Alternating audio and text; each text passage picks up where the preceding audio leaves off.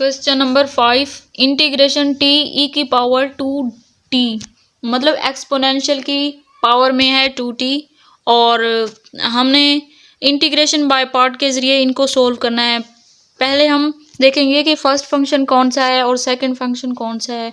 First function हम I let वाले फार्मूले से देखते हैं, I L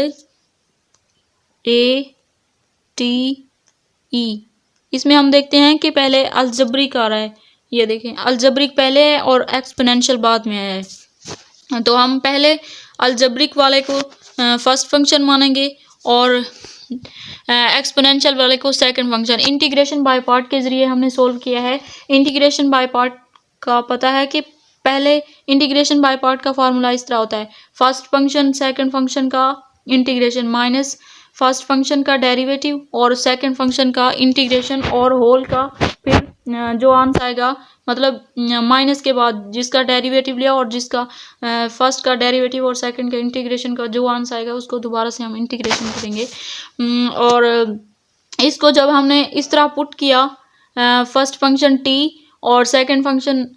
integration minus exponential की power 2t dt minus derivative मतलब फर्स्ट फंक्शन और सेकंड फंक्शन का इंटीग्रेशन, ये और इसको हमने जब सोल्व किया तो एक्सपोनेंशियल की पावर 2 जो एक्सपोनेंशियल के ऊपर है, मतलब एक्सपोनेंशियल पे तो इंटीग्रेशन का कोई असर नहीं होता, इसलिए जो उसकी पावर में 2 लिखा हुआ है वो हम नीचे ले आएंगे, क्योंकि जो कांस्टेंट होता है पावर में उसी को हम नीचे ला सकते हैं। तो हमने 1/2 मतलब एक्सपोनेंशियल की पावर 2t ओवर 2, वो जो ओवर नीचे 2 आया वो हमने शुरू में लिख दिया 1/2 t की पावर एक्सपोनेंशियल की पावर 2t माइनस, और t का डेरिवेटिव जब लिया, क्योंकि ये एक वेरिएबल है, जब एक इसकी पावर 1 है और इसकी पावर 1 कम करेंगे तो ये एक खुद 1 बन जाएगा,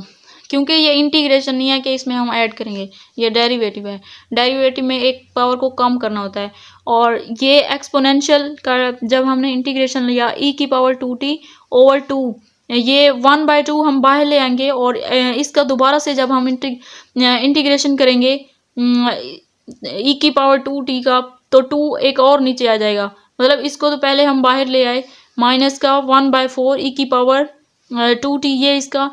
आंसर है 1/2 t की पावर e की पावर 2t माइनस 1/4 एक्सपोनेंशियल की पावर 2t प्लस का c, ये इसका आंसर है। Thank you.